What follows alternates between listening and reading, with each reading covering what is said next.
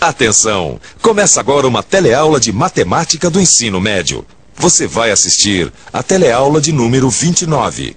Bons estudos!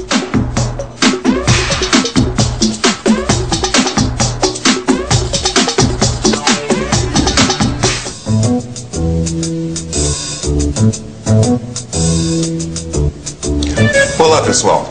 Na teleaula de hoje, você vai ver como os gráficos estão presentes no nosso dia a dia. A propósito, eu vou interpretar o Nestor. O meu personagem é o estatístico que vai ajudar os nossos amigos Gil e Vicente na negociação salarial da empresa em que eles trabalham. Nessa teleaula, você vai ver a importância da utilização dos gráficos em pesquisas de opinião e em projeções para o futuro. Vai reconhecer nos gráficos uma forma importante de organizar, resumir e apresentar dados, facilitando a interpretação deles. Vai conhecer diferentes tipos de gráficos e termos estatísticos que fazem parte do nosso cotidiano. É isso. Na teleaula de hoje, nós vamos ver por que os gráficos estão na vida.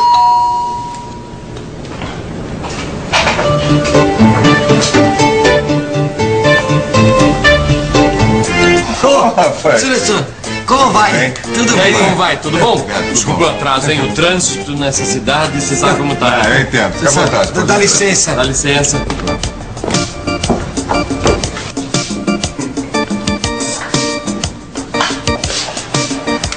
Muito bem, vamos ao assunto, mas o que trouxe vocês até aqui?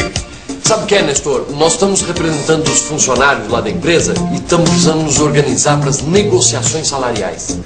Sabe o que é, senhor Nestor? O Vicente acha que só porque o senhor trabalha com pesquisa, tabelas, gráficos e essa coisa toda, ele acha que o senhor vai poder nos ajudar. Mas a gente sabe que... É claro que posso. Mas não falei pra você que esse negócio de estatística não ia... Peraí, o senhor disse que pode nos ajudar? É isso mesmo, Gil. Mas antes, vamos usar como exemplo esse gráfico que fala sobre o trânsito. Vicente, abre essa luz, por favor. Atenção. Projeção. Desde 1957, quando a primeira fábrica de automóveis se instalou por aqui, a produção vem crescendo. Porém, entre as décadas de 80 e 90, a produção sofreu uma pequena queda, voltando a crescer ainda mais a partir daí. E com isso já somos o 8º maior produtor de carros do mundo. É isso mesmo, Gil. Agora vamos voltar ao gráfico. Como todo gráfico, esse também tem dois eixos. No horizontal estão colocados os anos e no vertical a quantidade de automóveis produzidos. Até aí eu entendi, Nestor. Mas o que você não entendeu, Vicente? sabe o que é? O que quer dizer esses asteriscos ali, ó? 95, no 2000. Mas peraí, Vicente, olha aqui, ó. Você não tá vendo aqui, ó? Esses asteriscos aqui indicam que isso é uma estimativa. Ah, é? É. Então você que é o sabe tudo, me diz o que é uma estimativa. Mas peraí, Vicente, você não sabe nem o que é isso? Você não sabe o que é uma estimativa? Não sei. Ah.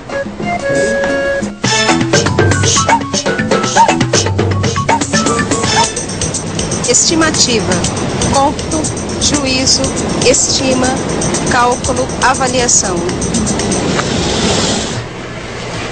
Avaliação. É isso. Esta estimativa é um cálculo que leva em conta os dados anteriores e os dados sobre o mercado de compra e venda para estimar a capacidade de crescimento das empresas. No caso deste gráfico, até o ano de 1990, ele descreve dados fornecidos pela Anfávia, a Associação Nacional de Fabricantes de Veículos Automotivos. Quanto aos anos de 1995 e 2000, como os dados ainda não tinham sido contados, foi feita uma estimativa da produção. Ah, já entendi. Quer dizer, nesse caso o número precisa ser calculado porque ele não pode ser contado, é isso? Parabéns, Vicente. Exatamente isso. Agora, do jeito que a coisa anda, imaginem vocês como será o trânsito. Nossa senhora, eu não quero nem pensar, viu, Nestor?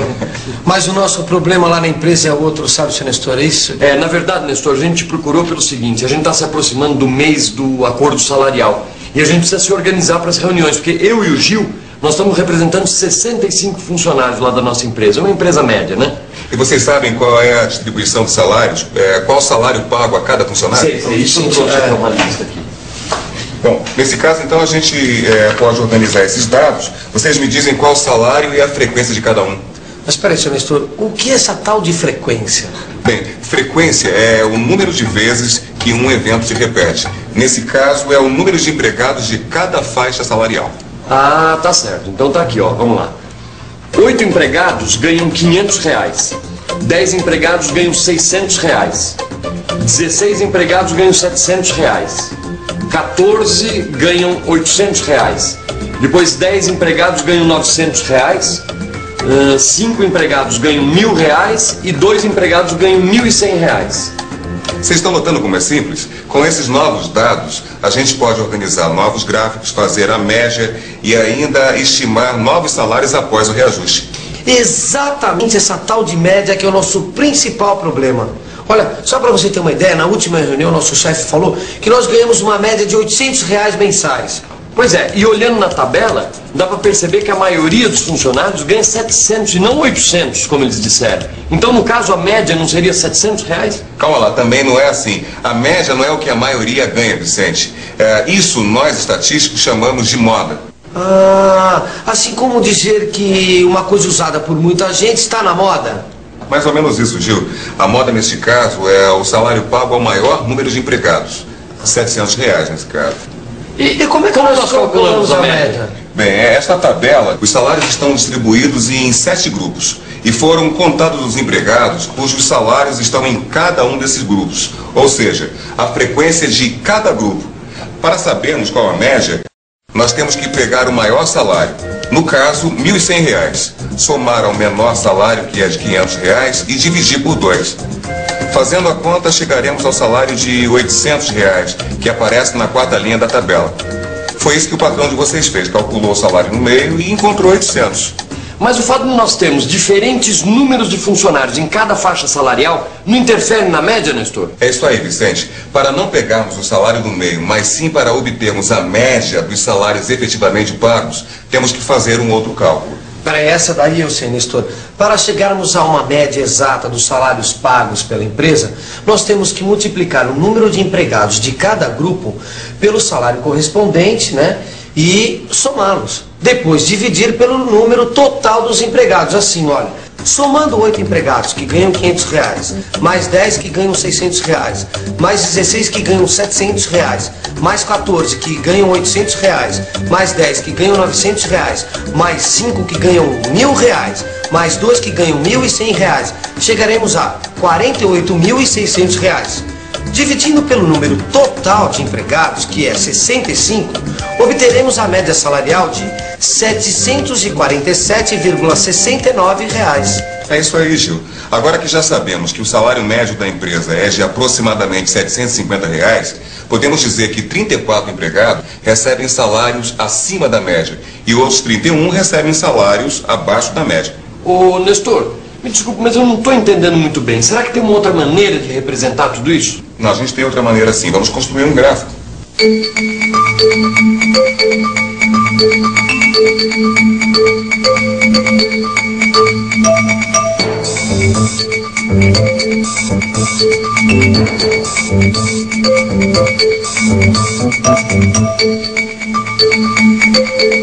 Ô, Nestor, mas dá para colocar todos esses dados naqueles gráficos que parecem uma pizza, assim? Tá aí, Nestor. Por que você não coloca tudo numa pizza, hein? Olha, dá assim. Neste tipo de gráfico, os 65 empregados correspondem ao total, ou seja, a 100%. Esse percentual é representado pela área total do círculo, 360 graus. Gil, você que está com a máquina, me ajuda a calcular. Dividindo 360 graus por 65, teremos o correspondente em graus à fatia que cada funcionário representa no gráfico. Então cada funcionário corresponde a um ano de aproximadamente 5,54 graus. Escuta, mas como é que a gente sabe a fatia do gráfico ocupada por cada grupo de funcionários?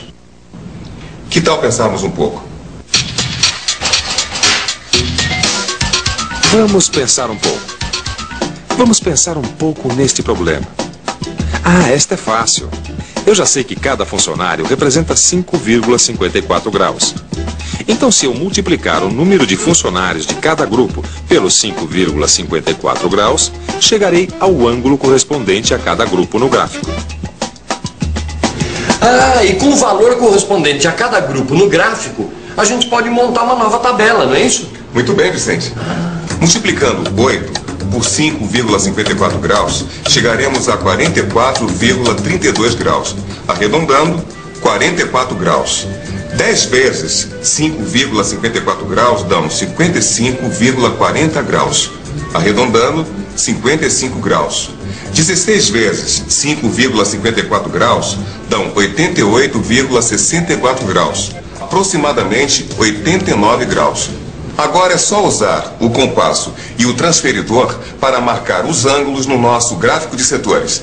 As informações desse gráfico são exatamente as mesmas das que vimos anteriormente no gráfico de barras. O que muda é só a forma de apresentação. Observem.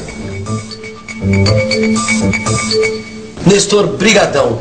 Nós vamos ficar devendo essa pra você. Você não sabe como a sua ajuda foi útil pra gente, viu? Agora eu que estou precisando de ajuda. Eu estou fazendo uma pesquisa e estou precisando da opinião de vocês. Manda lá, Nestor. Quando vocês saem sabendo que vão dirigir depois, costumam pedir bebidas alcoólicas? Ah, não. Claro que não. Oi, quando você sai e você sabe que vai dirigir depois, você costuma pedir bebida alcoólica? Não, eu não bebo, muito dificilmente. Não. Não, geralmente não. Quando você sai à noite, sabe que vai dirigir depois, você costuma pedir uma outra bebida alcoólica? Não, porque é muito perigoso. Mas, Nestor, e como é que você faz para saber a opinião de todo mundo? Bem, nesse tipo de pesquisa nós não entrevistamos toda a população. Trabalhamos com uma amostra representativa, ou seja, um subconjunto da população. E como é que esse grupo é escolhido? Bem, tem que ser um grupo que represente todos os tipos de pessoas.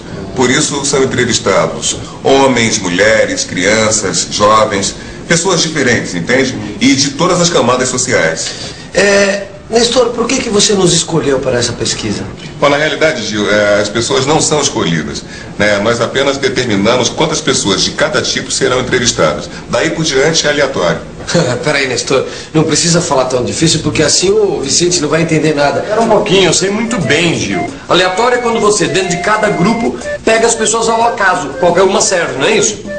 Tô falando o que eu sei. E atenção, se liga aí que é hora da revisão. Na teleaula de hoje, vimos a importância dos gráficos no nosso dia a dia para fazer estimativas e projeções futuras, para organizar informações e para facilitar a visualização dos dados. Vimos também que a frequência é o número de vezes que um evento se repete e que a média é o cálculo da soma de eventos dividida pelo número total da frequência. E ainda que moda é a representação da maioria. Por fim, vimos que uma amostra aleatória deve incluir os mais diferentes tipos de pessoas e camadas sociais. Joia, Nestor. Tchau. Valeu. Obrigado. Abração, hein? Legal. Valeu Foi um mesmo. prazer. Bom, está na hora de você entrar na moda.